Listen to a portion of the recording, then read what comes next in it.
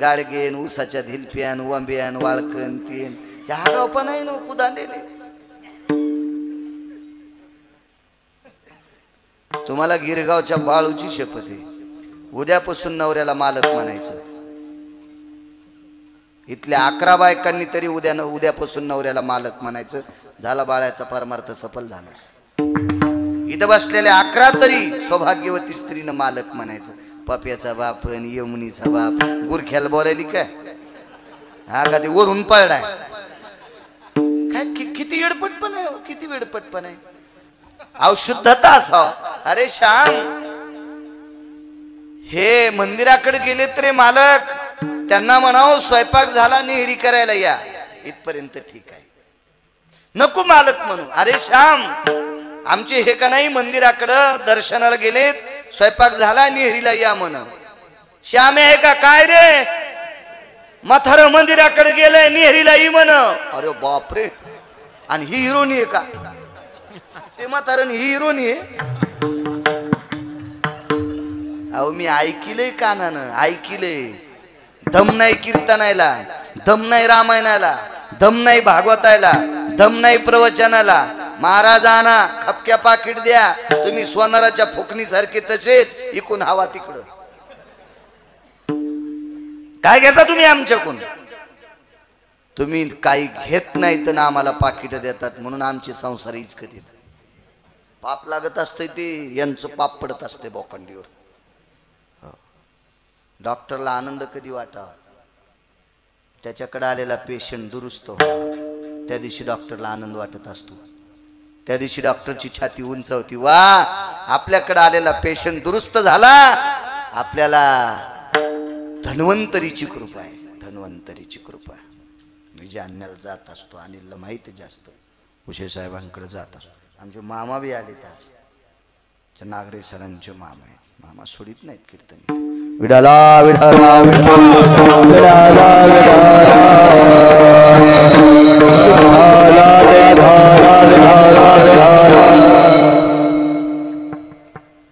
लक्ष्मी जी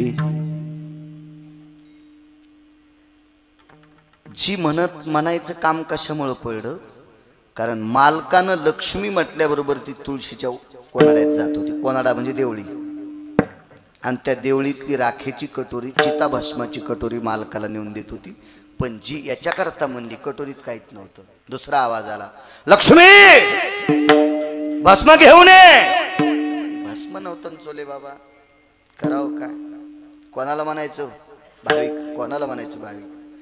बाईने विचार केला, नवऱ्याने 2दा आवाज दिलाय आणि तिसऱ्यांदा आवाज भस्म आण म्हणून दिलाय, पण नवऱ्याने आवाज द्यायलाच नव्हता पाहिजे. का? कारण त्यांनी भस्म आणलंच नाही. हे आपल्या पतीला माहित असायला पाहिजे होतं, पण अनावधानानं ठरलेल्या रोजच्या नियमानुसार बायकोला आवाज दिला, लक्ष्मी भस्म घेऊन ये 2दा, आणि तिसऱ्यांदा जर आवाज आला तर पतीची आज्ञा मोडण्याचं पाप लागतंय, म्हणून तिनं जोहार करून घेतलं. जोहार म्हणजे शरीर पेटवलं तुळशीच पशी. काही क्षणात प्रेत दग्ध झालं, शरीर दग्ध झालं. आणि तिसऱ्यांदा आवाज दिला, लक्ष्मी. आवाज का येत नाही? 2 पाठभेद आहेत. तिसऱ्यांदा आवाज दिल्यावर तीच चिताभस्म घेऊन आली, असं एक पुराण सांगते. मग शिवजीने तिला जिवंत केलं आणि नवऱ्याने विचारलं, राखेला वेळ का लावला? तर माझ्याच अंगाची केली असं. पण याला मत, खरं मत वेगळं. याला खोटं म्हणतोय असं नाही. ज्याला जास्त मत पडतात का ते निवडून येत असते. पुराण किती आहेत? 18. शास्त्र किती आहेत? 6. वेद किती आहेत? उपन्यास किती आहेत? नाही सांगता येत. किती महाराज वाट लावल्यावर शिकायचं तुम्ही? मला वाट लावा उद्या. विडाला विडाला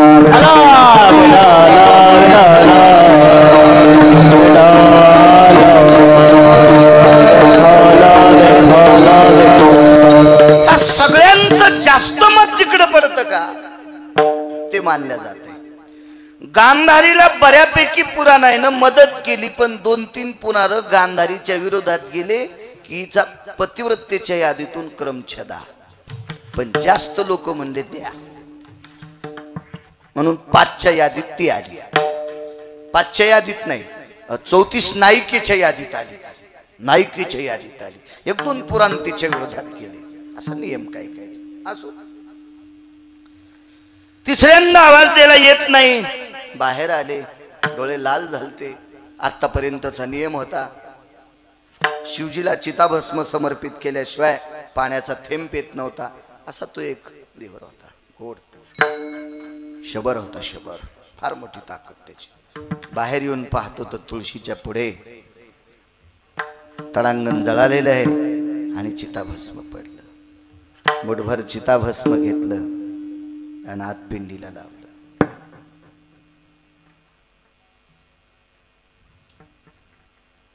झालं काय सांगू तुम्हाला. ते चिताभस्म मुठभर घेत असताना त्याच्यात कंकण हातात आलं. तिच्या हातातल्या बांगड्या. पतिव्रता आहे ती, पतिव्रता आहे, पतिव्रता आहे. एक गंगाखेड मध्ये कासारवाडी नावाचं गाव आहे. तिथं जाईबाई नावाच्या एक माऊली होऊन गेल्या. काही निष्ठावंत वारकऱ्यांना ज्ञानोबाराय तुकोबारायच्या सोहळ्यात त्या स्वयंपाक करून खाऊ घालायच्या.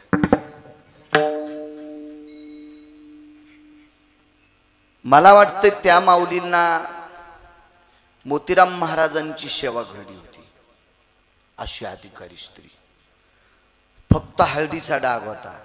त्या माऊलीचा अंत्यविधी झाल्याच्या नंतर गळ्यातल्या काळ्या पोतीचा दोरा, गळ्यातली तुळशीची माळ आणि हातातल्या बांगड्या आणि ओटी पदरावरल्या 5 मिऱ्या जशाला तशा राख सावडाताना सापडल्या.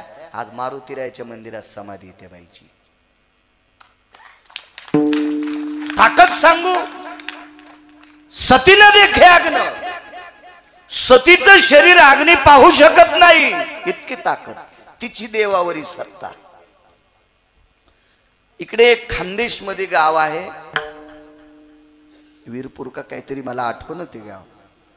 तिथं रुक्मिणी नावाची एक माऊली होऊन गेल्या.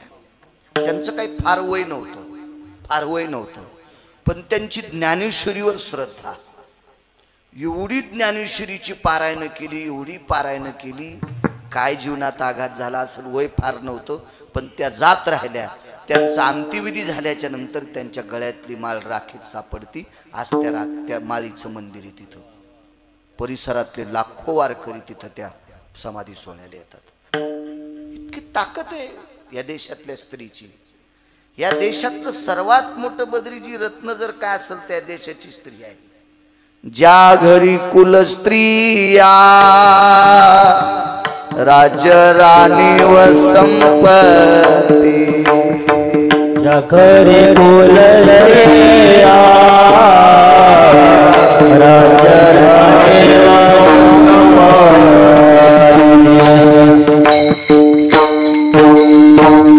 कारण मी पुढचं घेतलं ना ते आता. हा, तिथून सुरुवात. मला एकट्यालाच म्हणायचं होतं आणि तुम्हाला म्हणायचं असेल तर तिथून सुरू करायचं. आता 18-12 वनस्पती फुले फळे बोल.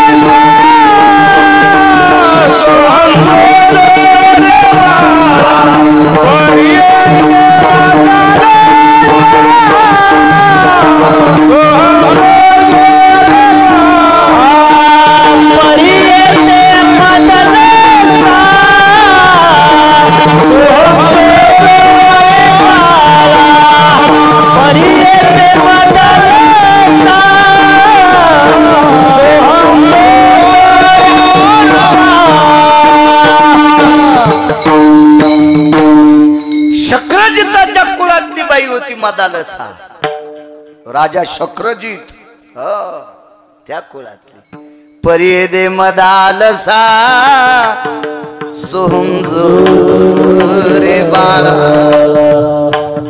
42 दिवसाच्या पोराला अंगाई गायली आपल्यासारखी का हाड कुत्र्या हाड जीवनभर त्याच्या जीवनात हाड हाडच रे बाबा कवाच गोडवा नाही पवित्र स्त्री त्या देशाची आहे पवित्र पवित्र पवित्र स्त्री योग असा आला तिच्या हातातलं कंकण चले बाबा शिवजीच्या लिंगाला चिताभस्म लावताना खळकन बांगडी पिंडीवर पडली तर पिंडीतून पाण्याचा थेंब बाहेर येतोय ही प्रक्रिया पाहत असताना माझा हा पिंडीतला भगवान शिवशंकर रुदंती पंचाननो एकादश नयन पाझरती 11 डोळ्यानं शिवजी रडू लागले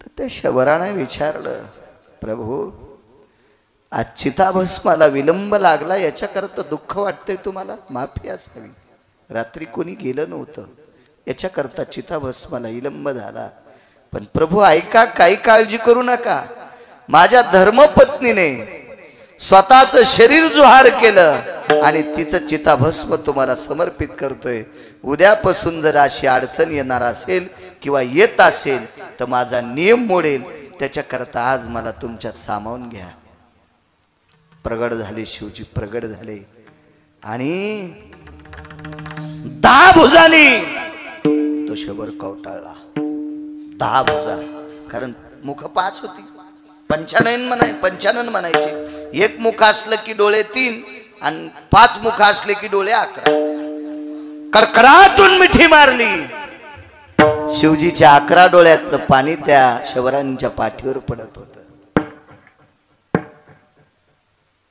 स्वतःच्या हातानं शिवजीचे 11 डोळे पुसावा विचारलो प्रभू आपण रडता तुझ्यासारखा निष्ठावंत भाविक कधी सापडेल रे कधी सापडेल अरे तुझ्यासारख्या भाविकाचा नियम मोडू नये याच्याकरता तुझ्या जीवनात प्राप्त झालेली पत्नी किती निष्ठावंत आहे रे आपल्या पतीचा नियम मोडू नये याच्याकरता तिने स्वतःचं शरीर पेटून घ्यावं तुला काय देऊ काय देऊ काय देऊ तर त्या शबरानं सांगितलं माझा चालत असलेला निष्ठेचा नियम जिनं मोडू दिला नाही अजून पुन्हा जर कधी प्रसंग आला तर ती माझी सहचरणी असावा म्हणून ती मला पुन्हा परत द्या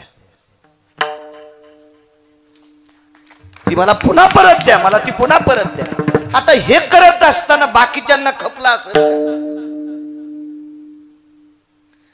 मग तुम्ही त्या व्यक्तीची मृत पावलेली बायको परत करून देता आमचं पोरग मागच्या हप्त्यात मेले तुम्ही का देत नाहीत आमचा पाहुणा मागच्या महिन्यापूर्वी मेला तुम्ही का देत नाहीत अशा देवाने इचकिलं नसेल यक्ष असतील किन्नर असतील गंधर्व असतील चारण असतील विद्याधर असतील लोकपाळ असतील दिप्पाळ असतील चारुहास असतील परमहंस असतील छपन यांनी तिथं पत्रिका दिल्या नसत्या का नाहीत करत माझ्या विटेवरच्या मालकानी आणि देहूतल्या मालकांनी निकस लावला बाकीचे जे गेले असतील ते या दोघांसारखे भाविक नाहीत यांचा भाव मोजण्यासाठी ब्रह्मदेवाकडे तराजू नव्हतं म्हणून यांचा संसार मोडू नये म्हणून पुनश्च त्या बाईला चेतन केलं इतका ज्याचा गोड भावे ती त्या देवाला आवडतात पहिल्या कडव्या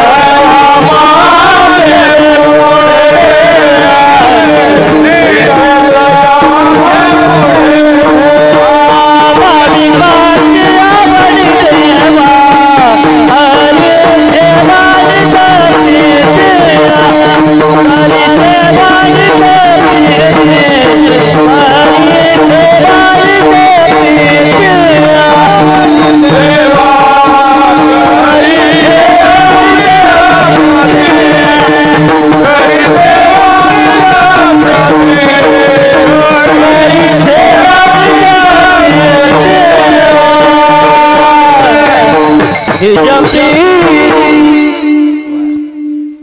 आपण या भावाच्या यादीत बसतो का नाही म्हणून आपण देवाला आवडावं याची अपेक्षा करायची नाही आचारसंहिता आहे नियमावली आहे ज्याचं अक्षर गोड आहे त्याला अक्षराची पण मार्क असतात शाळेमध्ये आणि उत्तर ज्यानं गोड दिलंय त्याचे मार्क तर आहेत पण अक्षराचे पण मार्क आहेत